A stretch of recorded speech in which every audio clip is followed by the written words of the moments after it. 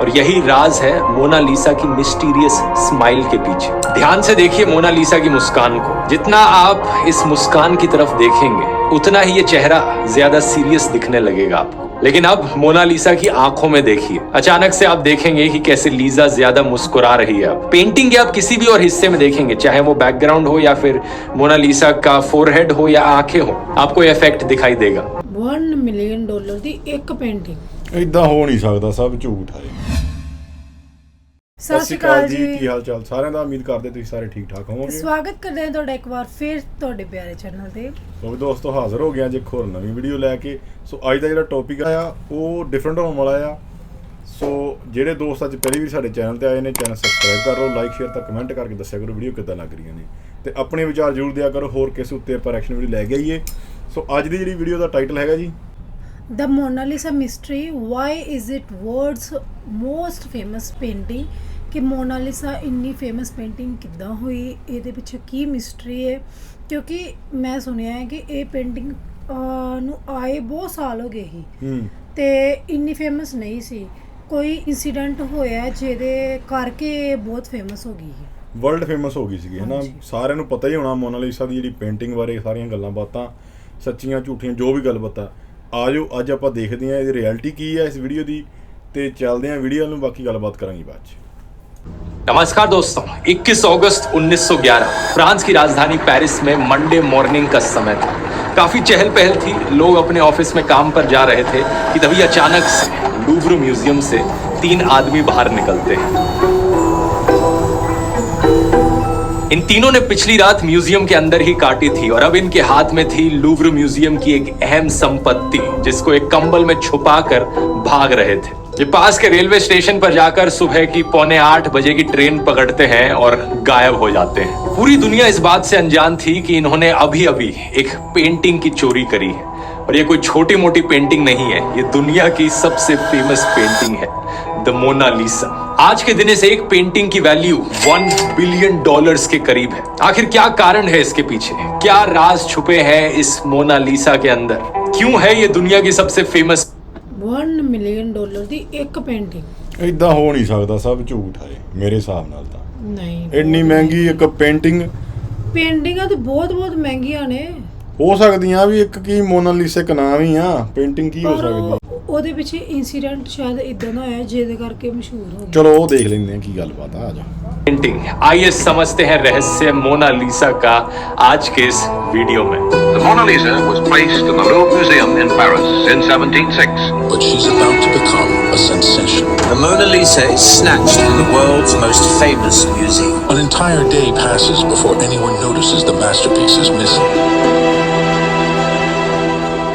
Mona Lisa की painting को बनाया गया था साल 1503 में एक Italian artist Leonardo da Vinci के द्वारा। और ये भाई साहब क्या कमाल के आदमी थे, आप यकीन नहीं करो, क्योंकि ये सिर्फ एक पेंटर नहीं बल्कि एक इंजीनियर, साइंटिस्ट, स्कल्पचर, आर्किटेक्ट और थ्योरिस्ट भी थे। इन्हें इतने सारे अलग अलग सब्जेक्ट्स की नॉलेज थी, चाहे वो पेंटिंग हो, कार्टोग्राफी हो, एस्ट्रोनॉमी हो, एनाटॉमी हो, बोटैनी हो, हाइड्रोलॉजी हो, जियोलॉजी हो, ऑप्टिक्स हो या फिर पेलियंटोलॉजी भी क्यों ना हो। इनकी जिंदगी पर पूरा एक अलग से वीडियो बन सकता है। तो इनकी बात ज्यादा ना करते हुए मोनालिसा पर आते हैं, जो कि इनके द्वारा बनाई गई सबसे फेमस पेंटिंग थी। लेकिन ये पेंटिंग थी किसकी? पेंटिंग में दर्शाई गई औरत की आइडेंटिटी को लेकर लोग हमेशा से ही क्यूरियस रहे हैं। इसको लेकर सबसे पहला खुलासा किया गया था जॉर्जो वसारी नाम के एक इटालियन आर्टिस्ट के द्वारा, जिन्होंने साल 1550 में लियोनार्डो दा विंची की आत्मकथा लिखी थी। वसारी के अनुसार ये औरत थी लीजा गेरार्डिनी। इनकी शादी फ्लोरेंस शहर में रहने वाले एक सिल्क ट्रेडर के साथ हुई थी, फ्रांसेस्को गियोकोंडो। उनका कहना था कि फ्रांसेस्को ने पेंटिंग अपनी बीवी के लिए कमीशन करवाई थी, और यहीं से ही इस पेंटिंग के 2 नाम निकलते हैं। पहला नाम जो हम सब जानते हैं मोनालिसा, ये आता है मडोना लीसा से। ट्रेडिशनली इटालियन भाषा में मैडम शब्द के लिए मडोना शब्द इस्तेमाल किया जाता है, तो मडोना लीसा का मतलब हुआ मैडम लीसा, और मेडोना का यहाँ शॉर्ट फॉर्म बना दिया गया Mona, Mona with double N. और इसी चीज को इंग्लिश में लिखते हुए एक एन ड्रॉप कर दिया गया और ये मोना बन गया सिर्फ मोना। तो मोनालिसा का आज के दिन भी मतलब है मैडम लीजा या लेडी लीजा। और फिर आता है मोनालिसा का दूसरा नाम, जो कि है ला जोकोंडा। अपनी शादी के बाद लीजा गेरार्डिनी बन गई थी लीजा जोकोंडो। और एक इंटरेस्टिंग चीज यहाँ पर इटालियन में जोकोंडो का मतलब लाइट हार्टेड या चीयरफुल भी होता है, मतलब हंसमुख। और आज के दिन मोनालिसा अपनी मुस्कान के लिए भी काफी मशहूर है, तो यहीं से ही इसका नाम आ गया ला जोकोंडो। फ्रेंच में इस जोकोंडो शब्द को जे से करके लिखा जाता है, कुछ इस तरीके से जोकोंडो।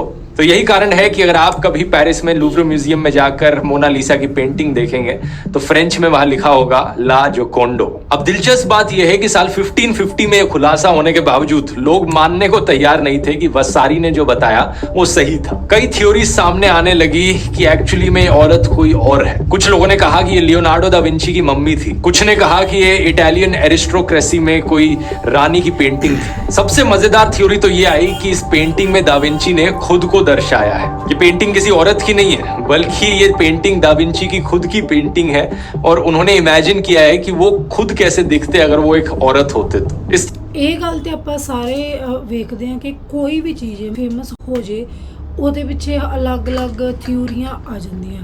ਕੋਈ ਉਹਦੇ ਬਾਰੇ ਕੁਝ ਕਹਿੰਦਾ, ਕੋਈ ਕੁਝ ਕਹਿੰਦਾ। ਇਹਦੇ ਪਿੱਛੇ ਵੀ ਕੋਈ ਕਹਿੰਦਾ ਉਹਦੀ ਪਤਨੀ ਦੀ ਸੀ, ਕੋਈ ਕਹਿੰਦਾ ਉਹਨੇ ਆਪਣਾ ਦਿਖਾਇਆ, ਹਨਾ। ਤੇ ਬਹੁਤ ਸਾਰੀਆਂ ਥਿਊਰੀਆਂ ਜੁੜ ਜਾਂਦੀਆਂ कोई फेमस चीज पीछे। को आर्टिस्ट लिलियन श्वार्ट्ज ने साल 1987 में एक आर्टिकल में बढ़ावा दिया। उन्होंने डिजिटल टूल्स का इस्तेमाल करके सिमिलैरिटीज दिखाने की कोशिश करी लियोनार्डो दा विंची की खुद की शक्ल में और मोनालिसा की शक्ल में। वैसे देखो, इस लॉजिक से तो किन्हीं भी दो चेहरों को एक के ऊपर एक रखकर उनमें सिमिलैरिटीज दिखाई जा सकती है, लेकिन आज हम काफी सर्टेनिटी से कह सकते हैं कि इस पेंटिंग में जो औरत दिखाई गई है वो लीजा जोकोंडो ही है। फ्लोरेंस में रहने वाले एक प्रोफेसर ने 25 साल तक इस चीज पर रिसर्च करी थी और आर्काइव्स ढूंढ के निकाले और साल 2004 में उनको इस चीज का क्लियर एविडेंस मिला इस बात को साबित करने के लिए। इन्होंने ये भी पाया कि दा विंची के परिवार का एक काफी करीबी रिश्ता था फ्रांसेस्को जोकोंडो के परिवार से। साथ ही साथ इन्हें इसका भी रिकॉर्ड मिला कि लीजा की शादी 5 मार्च 1495 में रजिस्टर हुई थी, जब लीजा की उम्र 16 साल थी और फ्रांसेस्को की खुद की उम्र करीब 30 साल थी। इन्होंने ये पाया कि लियोनार्डो दा विंची के पिता और लीजा के हस्बैंड एक दूसरे को बहुत अच्छे से जानते थे और ऐसा हो सकता है कि इस पेंटिंग को कमीशन कराने का काम लीजा के हस्बैंड के द्वारा नहीं बल्कि लियोनार्डो के पिता के द्वारा किया गया।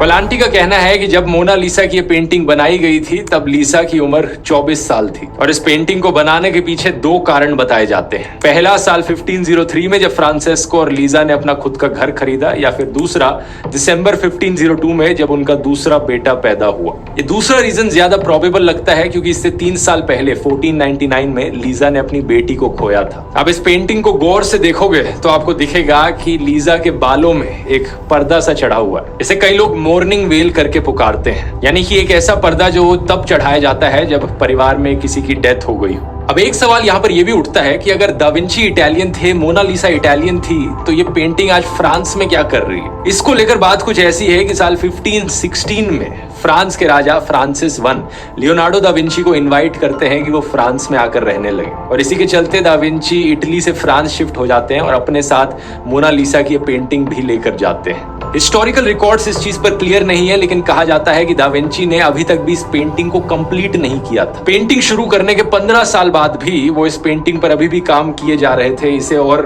मॉडिफाई करके और अच्छा बनाने की कोशिश कर रहे थे। इसी बीच साल 1519 में राजा के महल में रहते हुए लियोनार्डो दा विंची का देहांत भी हो जाता है और ये पेंटिंग राजा अपनी रॉयल कलेक्शन के लिए रख लेते हैं अपने पास। इसके करीब 150 साल बाद जाकर साल 1797 में जब फ्रेंच रेवोल्यूशन होती है तो इस पेंटिंग को राजा के महल से बाहर निकालकर लूव्र म्यूजियम में रख दिया जाता है। वैसे फ्रेंच रेवोल्यूशन पर मैंने एक अलग से वीडियो बनाया, आपने नहीं देखा हो तो इसका लिंक डिस्क्रिप्शन में। अब इंटरेस्टिंग चीज ये है कि इसी कारण की वजह से मोनालिसा चुराई जाती है साल 1911 में, जिसकी बात मैंने वीडियो के शुरू में करी थी। इस चोरी के मास्टरमाइंड थे विंचेंजो पेरुगिया, जिन्होंने अपने 2 दोस्तों के साथ मिलकर ये पेंटिंग चुराई थी। थे इनका मानना था कि ये पेंटिंग इटली के पास होनी चाहिए, फ्रांस के पास नहीं, इसलिए इसे चुराकर इटली में लेकर जाते हैं। अब इतनी फेमस पेंटिंग को चुराना बड़ा रिस्क का काम है, स्पेशली जब इस पेंटिंग की कीमत मिलियंस ऑफ डॉलर्स में हो। तो जाहिर सी बात है विंचेंजो इस चोरी के बाद बिल्कुल भी सेफ फील नहीं कर रहा होगा। लेकिन इससे पहले इस पेंटिंग की खासियत जानते हैं, आखिर क्यों ये इतनी स्पेशल है। सबसे पहली चीज तो ये है कि मोनालिसा को किसी पेपर पर, कैनवस पर या कपड़े पर नहीं बनाया गया, बल्कि इसे पेंट किया गया है एक पोपलार की लकड़ी पर। उस जमाने में ये इटालियन पेंटर्स की फेवरेट लकड़ी हुआ करती थी। दूसरी चीज, ये पेंटिंग साइज में कोई ज्यादा बड़ी पेंटिंग नहीं है। वैसे ये फोटोज देखो आप म्यूजियम में जहां रखी हुई है, इंसानों के कंपैरिजन में इसका साइज देख सकते हो। ये सिर्फ 77 सेंटीमीटर्स बाय 53 सेंटीमीटर्स की पेंटिंग है, लेकिन फिर भी इसे इतना खास माना जाता है क्योंकि इटली में अपने जमाने में ये सबसे पहली ऐसी पेंटिंग थी जो कि इंसान पे इतने क्लोजली फोकस कर रही है। ये एक हाफ लेंथ पोर्ट्रेट है। आज के दिन इस तरीके के शॉट्स फोटोग्राफी में बड़े कॉमन होते हैं, लेकिन उस टाइम कोई इस तरीके की पेंटिंग्स नहीं बनाता था। ओवरऑल इस पेंटिंग की कलर ग्रेडिंग देखोगे तो काफी सारे ब्राउन और येलो कलर के शेड्स दिखेंगे। काफी डल सी पेंटिंग लगती है। ये इतनी येलोइश है कि एक टाइम पर एक प्रोफेसर ने तो लीजा को एक कोलेस्ट्रॉल का पेशेंट डिक्लेयर कर दिया था। लेकिन इसके पीछे दो कारण है। पहला ये कि इस पेंटिंग के ऊपर एक वार्निश की लेयर लगाई गई है ताकि मॉइस्चर इस पेंटिंग पर एक बुरा असर ना डाले, क्योंकि आखिरकार ये लकड़ी पर बनाई गई पेंटिंग है तो ह्यूमिडिटी और मॉइस्चर से इसे बचाना काफी जरूरी है। और दूसरा ये कि ओवर टाइम इसमें ब्लीचिंग देखने को मिली है। ओरिजिनली जब ये पेंटिंग बनी थी तो और ज्यादा ब्राइट और कलरफुल हुआ करती थी। कुछ लोगों ने इसे रिक्रिएट करने की कोशिश करी कि ओरिजिनली ये पेंटिंग कैसी दिखती होगी। दा विंची ने इस पेंटिंग में एक बड़े ही खास पेंटिंग स्टाइल का इस्तेमाल किया है जिसे स्फूमाटो कहा जाता है, द टेक्निक ऑफ ब्लेंडिंग। जो बैकग्राउंड देख रहे हो आप इस पेंटिंग में, एक लैंडस्केप दिख रहा है, इटली की आर्नो वैली है वो। उस बैकग्राउंड में और मोनालिसा में कोई क्लियर बाउंड्रीज नहीं है, आउटलाइंस नहीं बनाई गई। कुछ जगहों पे मोनालिसा के बाल लैंडस्केप में झलक रहे हैं। आउटलाइंस को ब्लर करना और कलर्स की ब्लेंडिंग करना, यही स्फूमाटो की टेक्निक है और यही राज है मोनालिसा की मिस्टीरियस स्माइल के पीछे। ध्यान से देखिए मोनालिसा की मुस्कान को। जितना आप इस मुस्कान की तरफ देखेंगे उतना ही ये चेहरा ज्यादा सीरियस दिखने लगेगा आपको। लेकिन अब मोनालिसा की आंखों में देखिए, अचानक से आप देखेंगे कि कैसे लीजा ज्यादा मुस्कुरा रही है। अब पेंटिंग के आप किसी भी और हिस्से में देखेंगे, चाहे वो बैकग्राउंड हो या फिर मोनालिसा का फोरहेड हो या आंखें हो, आपको ये इफेक्ट दिखाई देगा। लीजा का चेहरा ज्यादा मुस्कुराने लग जाता है जब आप मुस्कान पर फोकस नहीं करते। इसी मुस्कान को बनाने के लिए दा विंची ने सबसे ज्यादा समय लगाया था। उन्होंने कई रातें फ्लोरेंस के एक हॉस्पिटल में भी बिताई जहां पर वो डेड बॉडीज की जाकर खाल उतारा करते थे। वो स्टडी करना चाहते थे कि चेहरे के अंदर जो मसल्स और नर्व्स हैं कैसे उनसे स्माइल आती है, कैसे मुस्कान आती है। उन्होंने अपनी एक किताब में लिखा था, the muscles which move the lips are more numerous in man than in any other animal. होठों की मसल्स को डायसेक्ट करना एक्चुअली में उनके लिए बहुत मुश्किल हुआ था, क्योंकि यहाँ पर जो मसल्स हैं वो बहुत ही छोटी हैं और बहुत ज्यादा है। इसी एक्सपेरिमेंट के दौरान दा विंची ने घोड़ों को भी स्टडी कर डाला। उन्होंने इंसानों के एक्सप्रेशंस को घोड़ों के चेहरों से कंपेयर किया। नोट्स में वो लिखते हैं, notice whether the muscles that raise the nostrils of the horse is same as that which ਇਨਸਾਨਾਂ ਦਾ ਕੰਪੇਅਰ ਘੋੜਿਆਂ ਦੇ ਫੇਸ ਨਾਲ ਕੀਤਾ। ਇਹ ਕਿੱਦਾਂ ਹੋ ਸਕਦਾ? ਇੱਕ ਡਿਫਰੈਂਟ ਜੀ ਗੱਲ ਆ। ਨਹੀਂ ਵੈਸੇ ਉਹਨਾਂ ਨੇ ਸਮਾਈਲ ਤੇ ਆਪਣੀ ਪੇਂਟਿੰਗਾਂ ਬਣਾਣੀ ਸੀ, ਮੁਰਦਿਆਂ ਨੂੰ ਕਿਉਂ ਜਾ ਕੇ ਮਸਲਸ ਵੇਖੇ ਹੀ? ਉਹਨੇ ਮਸਲ ਥੋੜੀ ਬਣਾਏ ਆ।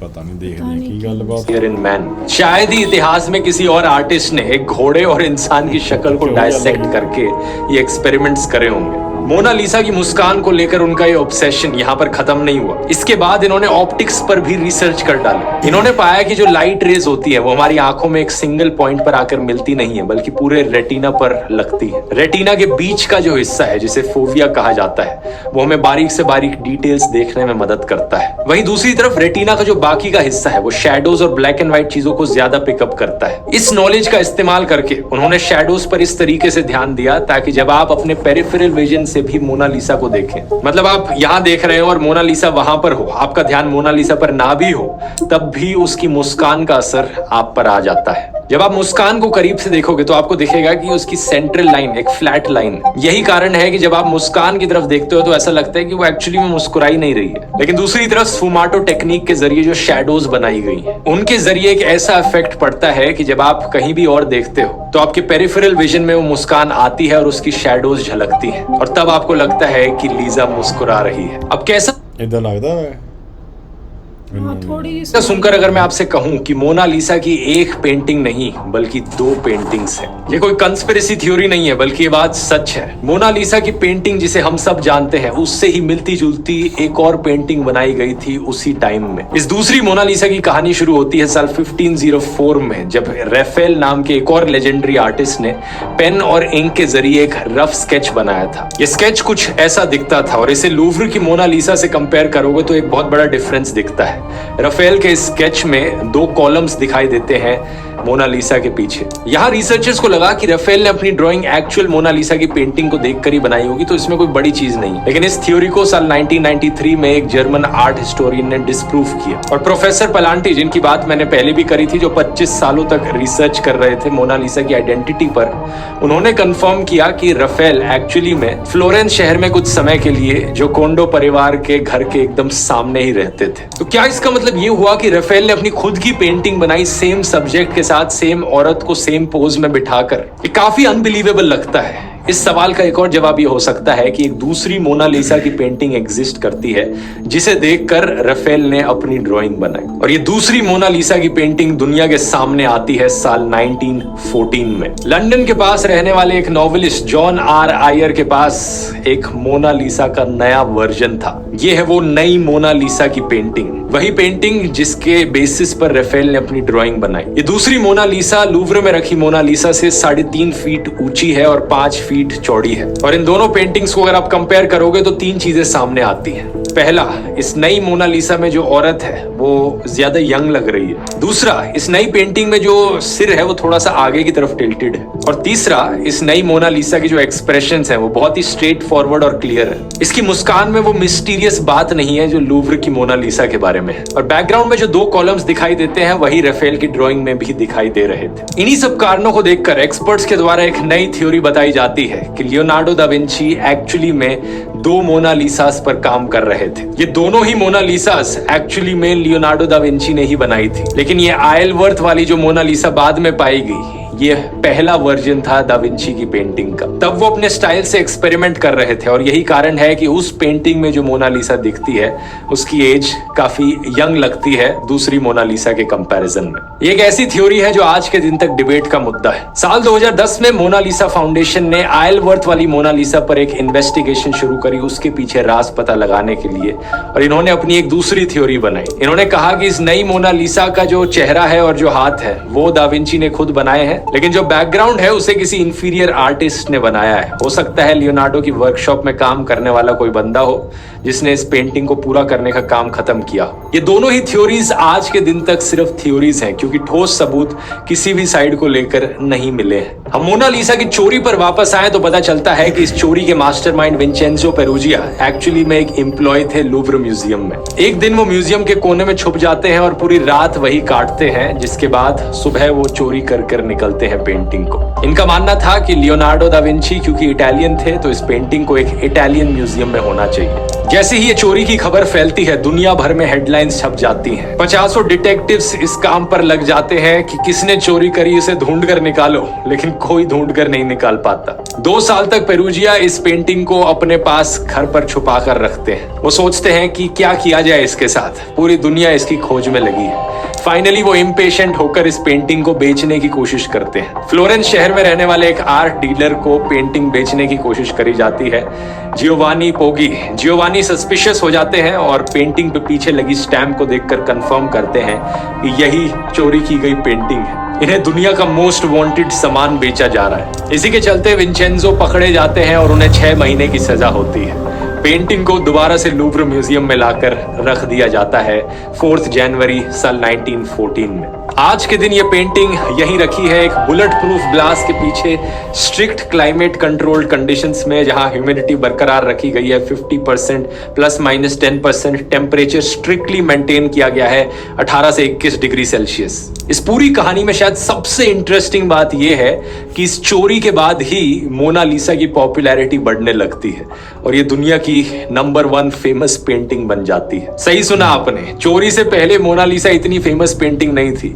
जिन लोगों को आर्ट में दिलचस्पी होती थी वो मोनालिसा के बारे में जानते थे, लेकिन आम जनता को पता नहीं था कि मोनालिसा क्या है। तो आज के दिन अगर आप कभी लूव्र म्यूजियम में जाके मोनालिसा की पेंटिंग देखते हो और चारों तरफ भीड़ ही भीड़ दिखाई देती है। तो इस पॉपुलैरिटी के लिए ब्लेम जाता है सिर्फ और सिर्फ विंचेंजो पर। ਜੀ ਬਹੁਤ ਇੰਟਰਸਟਿੰਗ ਵੀਡੀਓ ਸੀ। ਜਿੱਦਾਂ ਕਿ ਮੈਂ ਤੁਹਾਨੂੰ ਸਟਾਰਟਿੰਗ 'ਚ ਦੱਸਿਆ ਸੀ ਕਿ ਇਹ ਪਹਿਲਾਂ ਇੰਨੀ ਪਪੂਲਰ ਨਹੀਂ ਸੀ।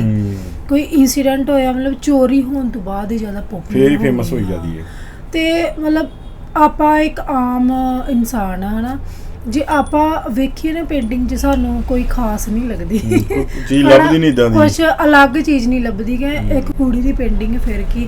ਬਟ ਜਿਹੜੇ ਆਰਟ ਵਿੱਚ ਇੰਟਰਸਟ ਰੱਖਦੇ ਨੇ ਉਹਨਾਂ ਵਾਸਤੇ ਮਤਲਬ ਉਸ ਟਾਈਮ ਵਿੱਚ ਇੰਨੀ ਬਰੀਕੀ ਨਾਲ ਕੰਮ ਕਰਨਾ ਇਹ ਬਹੁਤ ਵੱਡੀ ਗੱਲ ਸੀ। ਆਮ ਲੋਕੀ ਵੀ ਜਾਣਨ ਲੱਗ ਪਏ ਕਿ ਇਹ ਪੇਂਟਿੰਗ ਚੋਰੀ ਹੋਈ ਹੈ। ਉਹਦਾ ਨਾਮ ਮੋਨਾਲੀਸਾ ਹੈ ਤੇ ਇਹ ਇੱਕ ਬਹੁਤ ਫੇਮਸ ਪੇਂਟਿੰਗ ਮਸ਼ਹੂਰ ਹੋ ਗਈ, ਮਸ਼ਹੂਰ ਹੋ ਗਈ। ਲੋਕਾਂ ਨੂੰ ਪਤਾ ਲੱਗਾ ਵੀ ਕਿਹੜੀ ਚੀਜ਼ ਆ, ਕਿਹੜੇ ਕਰਕੇ ਫੇਮਸ ਹੋਈ ਆ, ਇੱਕ ਬਰੀਕੀਆਂ ਪਤਾ ਲੱਗੀਆਂ। ਇੱਕ ਜ਼ਿਆਦਾ ਵੀ ਇਹਦੇ ਨਾਮ ਵੀ ਥੋੜਾ ਅਟਰੈਕਟਿਵ ਹੈ ਨਾ, ਥੋੜਾ ਮੋਨਾਲੀਸਾ ਕੋਈ ਮਤਲਬ ਵਧੀਆ ਲੱਗਦਾ ਸੁਣਨ ਚ, ਉਸ ਕਰਕੇ ਵੀ ਜ਼ਿਆਦਾ ਮਤਲਬ ਲੋਕਾਂ ਦੇ ਮੂੰਹ ਤੇ ਚੜ ਗਈ, ਫੇਮਸ ਜਿਹਾ ਨਾਮ ਆ ਜਿਵੇਂ। ਹਾਂ ਤੇ ਬਹੁਤ ਇੰਟਰਸਟਿੰਗ ਵੀਡੀਓ ਸੀ ਤੇ ਸਾਨੂੰ ਵੀ ਹੁਣ ਇਹ ਬਰੀਕੀਆਂ ਦਾ ਪਤਾ ਲੱਗਾ ਵੀ ਉਹਦੀਆਂ ਬਰੀਕੀਆਂ ਕੀ ਸੀਗੀਆਂ। ਜਿਵੇਂ ਉਹਨਾਂ ਦੱਸਿਆ ਕਿ ਇੱਕ ਉਹਨਾਂ ਨੇ ਬਹੁਤ ਬਰੀਕੀ ਨਾਲ ਇਹਦੀ ਪਹਿਲਾਂ ਖੋਜ ਕੀਤੀ ਕਿ ਬੰਦੇ ਦਾ ਤੇ ਇੱਕ ਜਾਨਵਰ ਦੇ ਫੇਸ ਦਾ ਕੰਪੇਅਰ ਕੀਤਾ। ਫਿਰ ਉਹਨਾਂ ਪਰ ਨੇ ਉਹ ਮੈਨੂੰ ਸਮਝ ਨਹੀਂ ਆਈ, ਉਹ ਸ਼ਾਇਦ ਉਹਨਾਂ ਨੂੰ ਸਮਝ ਆਏਗੀ ਜਿਹੜਾ ਮਤਲਬ ਸਾਇੰਟਿਸਟ ਹੈ ਨਾ ਉਹ। ਹਾਂ ਜਿਹੜਾ ਇਸ ਆਰਟ ਵਿੱਚ ਨੇ ਕਿ ਉਹਨਾਂ ਨੇ ਫੇਸ ਦਾ ਕਿਉਂ ਮਤਲਬ ਮਸਲ ਕਿਉਂ ਦੇਖੇ ਮਤਲਬ ਕਿਉਂ ਮੇਰੇ ਹਿਸਾਬ ਨਾਲ ਕਿਉਂਕਿ ਉਹ ਇਹ ਦੇਖਣਾ ਚਾਹੁੰਦੇ ਸੀਗੇ ਵੀ ਮੈਂ ਪੇਂਟਿੰਗ ਇਦਾਂ ਦੀ ਬਣਾਵਾਂ ਕਿ ਦੇਖਣ 'ਚ ਉਹ ਸਹੀ ਚੁੱਪ ਚਪੀਤਾ ਲੱਗੇ ਬੰਦਾ, ਪਰ ਸਮਾਈਲ ਵੀ ਕਰੇ। ਉਹ ਇਸ ਕਰਕੇ ਸਾਇੰਟਿਸਟ ਖੋਜ ਕਰਦਾ ਰਿਹਾ। ਸੋ ਦੇਖਣ ਨੂੰ ਆਪਾਂ ਲੱਗਦਾ ਹੈ ਕਿ ਉਹ ਨੋਰਮਲ ਪੇਂਟਿੰਗ ਆ, ਪਰ ਉਹ ਨੋਰਮਲ ਨਹੀਂ, ਉਹਦੇ ਵਿੱਚ ਬਰੀਕੀ ਬਹੁਤ ਕੰਮ ਕੀਤਾ ਗਿਆ ਆ, ਤਾਂ ਹੀ ਕਰਕੇ ਉਹ ਫੇਮਸ ਆ। ਸੋ ਉਹਨੂੰ ਇੱਕ ਮਿਊਜ਼ੀਅਮ ਵਿੱਚ ਰੱਖਿਆ ਗਿਆ ਆ। ਪਹਿਲਾਂ ਇਦਾਂ ਹੀ ਸੀਗੀ, ਹੁਣ ਬੁਲਟ ਪ੍ਰੂਫ ਜਿਹੜੇ ਨੇ ਔਰ ਸ਼ੀਸ਼ੇ ਦੇ ਵਿੱਚ ਰੱਖਿਆ ਗਿਆ ਉਹਨੂੰ ਪੂਰਾ ਟੈਂਪਰੇਚਰ ਮੇਨਟੇਨ ਕੀਤਾ। ਤੇ ਜਿਹੜੇ ਵੀ ਸਾਡੇ ਜਿਹੜੀ ਆਡੀਅנס ਹੈ, ਤੁਸੀਂ ਉਹ ਜਿਹੜੇ ਵੀ ਪੇਂਟਿੰਗ ਦੇ ਸ਼ੌਕੀਨ ਨੇ ਕਮੈਂਟ ਜ਼ਰੂਰ ਕਰਿਓ। ਜਿਹਨੂੰ ਵੀਡੀਓ ਵਧੀਆ ਲੱਗੀ ਉਹ ਵੀ ਸਾਨੂੰ ਜ਼ਰੂਰ ਕਮੈਂਟ ਕਰਿਓ। ਸੋ ਦੋਸਤੋ ਅੱਜ ਲਈ ਇੰਨਾ ਹੀ, ਫਿਰ ਮਿਲਾਂਗੇ ਇੱਕ ਹੋਰ ਨਵੀਂ ਵੀਡੀਓ ਨਾਲ। ਸਤਿ ਸ਼੍ਰੀ ਅਕਾਲ।